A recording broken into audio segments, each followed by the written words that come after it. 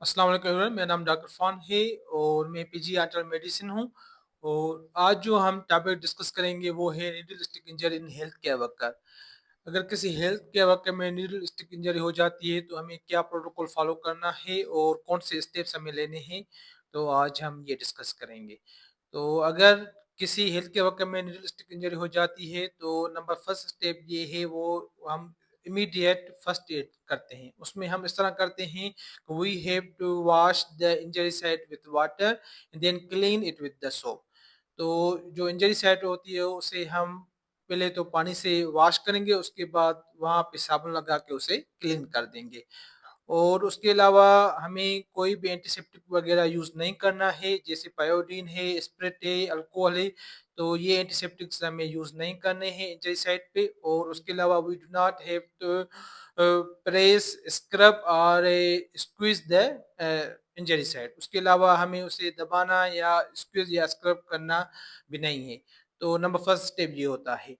Number second step में we have to inform to the supervisor और the in charge जो है हमारे वार्ड का, उसे ये सारा इंसिडेंट हमें जो है उसे बताना है कि ये कैसे हुआ, कब हुआ, और आप कोई आईवी सैंपल ले रहे थे या कोई प्रोसीजर परफॉर्म कर रहे थे उस वक्त ये हुआ है। तो ये सारा जो है आपको इंसिडेंट अपने सुपरवाइजर को या वार्ड इंचार्ज को बताना है। और अगर आपके इंस्टीट्यूट में इन्फेक्शन कंट्रोल का अलग से डिपार्टमेंट है तो फिर जो है ये सारी रिपोर्ट आपको बना के वहाँ भी सेंड करनी होगी। तो नंबर सेकंड स्टेप में ये होता है। नंबर थर्ड स्टेप में हम रिस्क असेसमेंट देखते हैं कि ये जो नीडल स्टिक इंजरी हो गई है तो इसमें कितनी रिस्क है ट्रांसमिशन की।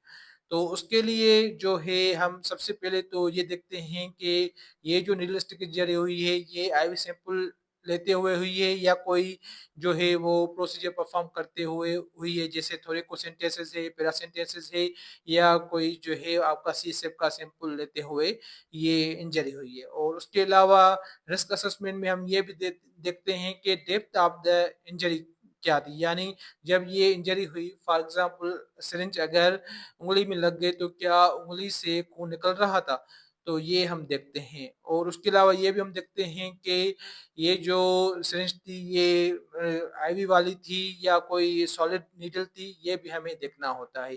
और उसके अलावा रिस्क असेसमेंट में हम ये भी देखते हैं कि ड्यूरिंग टेकिंग द सैंपल और परफॉर्मिंग द प्रोसीजर के हेल्थ केयर वर्कर ने ग्लोव्स पहने थे कि नहीं पहने थे। और उसके अलावा अगर हमें स्टेटस ऑफ द पेशेंट मालूम है कि patient is the known case of the hepatitis B, C और एचआईवी, तो ये जो है that is a good thing. तो ये हम जो है रिस्क असेसमेंट होता है हमारा third step. Number fourth step में हम ये करते हैं कि हम हेल्थ केयर वर्कर का ब्लड सैंपल लेंगे और वो सेंड कर देंगे लेबोरेटरी, और उसे हम लेबल करेंगे NSI बेसलाइन, यानी नीडल स्टिक इंजरी बेसलाइन। और उसमें हम जो है तीन मेन टेस्ट कराते हैं। एक तो हेपेटाइटिस बी सरफेस एंटीबॉडीज कराते हैं, दूसरी टेस्ट हम जो होती है वो एंटी एचसीवी एंटीबॉडीज होती है, नंबर थर्ड टेस्ट जो होती है वो होती है एचआईवी एलिसा। तो ये हम 3 टेस्ट में कराते हैं। और इसमें इस तरह होता है कि हेपेटाइटिस बी के लिए इस तरह होता है, हम जो होता है हेल्थ केयर वर्कर उससे पूछते हैं कि आप जो है वो वैक्सीनेटेड हैं कि नहीं। अगर हेल्थ केयर वर्कर कह रहा है कि वो वैक्सीनेटेड नहीं है, उसने हेपेटाइटिस बी की वैक्सीन कभी लगवाई नहीं है, तो हमें फिर उसे एक तो वैक्सीनेटेड करना पड़ेगा और उसके अलावा हमें उसे इम्यूनोग्लोबुलिन्स भी देने पड़ेंगे। वैक्सीनेशन का जो होता है वो इस तरह होता है, एक तो हम उसको उसी दिन देंगे, दूसरा डोज जो होता है वो हम उसको 1 मंथ बाद देंगे, और नंबर थर्ड जो डोज होता है वो उसको हम 6 मंथ बाद देंगे। और उसको इम्यूनोग्लोबुलिन का जो डोज होता है वो हम 0.06 ml पर केजी के हिसाब से सिंगल डोज दे देंगे। लेकिन अगर हेल्थ केयर वर्कर कह रहा है कि वो जो है वैक्सीनेटेड है फॉर हेपेटाइटिस बी, तो फिर हम जो है वेट करेंगे हेपेटाइटिस बी की सरफेस एंटीबॉडीज का। अगर सरफेस एंटीबॉडीज लेस देन 10 जो है वो मिली इंटरनेशनल यूनिट्स पर लीटर है, तो फिर हमें यही जो है वो प्रोटोकॉल फॉलो करना है, यानी हमें इम्यूनोग्लोबुलिन्स भी देने हैं, उसके अलावा वैक्सीनेशन के 3 डोजेज देने हैं हेल्थ केयर वर्कर को। अगर एंटीबॉडीज का जो आता है वैल्यू वो 10 और 100 के बीच में आता है, तो फिर हमें सिर्फ बूस्टर डोज देना है। लेकिन वैल्यू मोर देन 100 है surface antibodies of hepatitis B का, तो फिर हमें उसे जो है ना तो वैक्सीनेशन का बूस्टर डोज़ देना है, ना ही हमें उसे इम्यूनोग्लोबुलिन्स वगैरह देने हैं। तो हेपेटाइटिस बी का इस तरह होता है। जबकि हेपेटाइटिस सी की कोई भी वैक्सीन नहीं है, तो हम उसका फ़ॉलो-अप करते हैं और अगर उसकी सीरो कन्वर्जन हो जाती है, तो हम उसमें जो है वो ट्रीटमेंट देते हैं और उस ट्रीटमेंट की सक्सेस जो है रेट है वो मोर देन 95% है। जबकि एचआईवी के लिए इस तरह है कि एचआईवी का हमें पोस्ट एक्सपोज़र प्रोफाइलैक्सिस स्टार्ट करना होता है विदिन 1 टू 2 हावर्स और उसमें जो है हम 3 मेन ड्रग्स देते हैं। एक तो टेनोफोविर होती है, एक दूसरी लेमिविडिन होती है और नंबर 3 जो होती है वो डोल्टिग्राविर होती है। ये 3 हम जो है ड्रग्स देते हैं फॉर तो 28 डेज़ के लिए एचआईवी पोस्ट एक्सपोज़र प्रोफाइलैक्सिस में। और उसके अलावा जो है इसमें जो ट्रांसमिशन की जो परसेंटेज होती है वो हेपेटाइटिस बी की 3 से 33% तक होती है। हेपेटाइटिस सी की जो होती है वो 3% होती है, जबकि एचआईवी की जो होती है वो 0.3% होती है। और इसमें हम जो है उसके अलावा हेल्थ केयर वर्कर का जो फ़ॉलो-अप करेंगे वो आफ्टर 6 वीक करेंगे एक टेस्ट और उसके बाद जो है आफ्टर 3 मंथ्स करेंगे और नंबर 3 जो करेंगे वो आफ्टर 6 मंथ्स करेंगे। तो ये फ़ॉलो-अप उसका होता है और उसके अलावा हम उसको ये भी बताएँगे कि इन 6 महीने में उसको कोई भी ब्लड डोनेट वगैरह नहीं करनी है और अगर वो शादीशुदा है तो उसे प्रोटेक्टिव सेक्सुअल मेथड यूज़ करना है। और यही होता है हमारा न्यूरोलिस्टिक इंजरी में और अभी जो है हम एक डेमो फॉलो करेंगे और उसमें हम कोशिश करेंगे कि ये जो भी स्टेप्स मैंने आपको बताए हैं वो हम उसमें सब जो है वो परफॉर्म करें।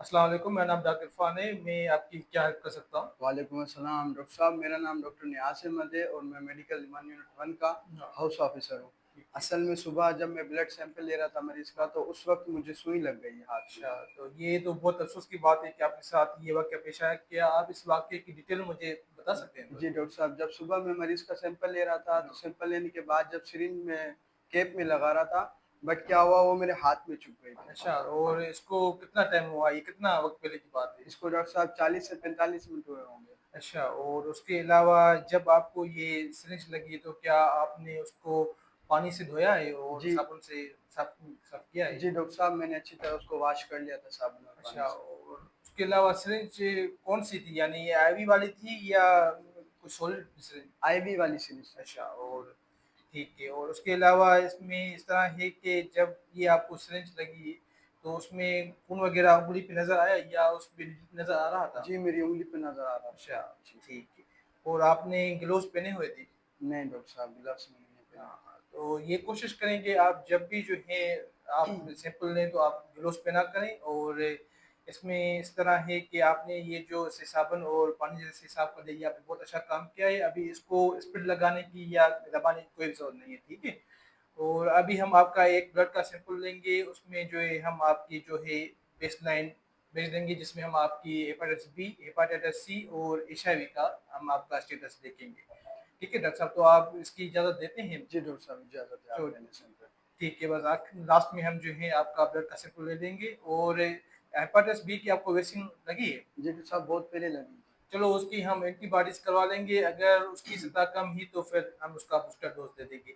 और जबकि एचआईवी के बारे में इस तरह है कि हमें पेशेंट के हेल्थ का स्टेटस का पता नहीं है, तो हम आपका एचआईवी का जो है पोस्ट एक्सपायर प्रोफाइलैक्सिस 28 दिन का शुरू कर देंगे 1-2 घंटे में, ठीक है?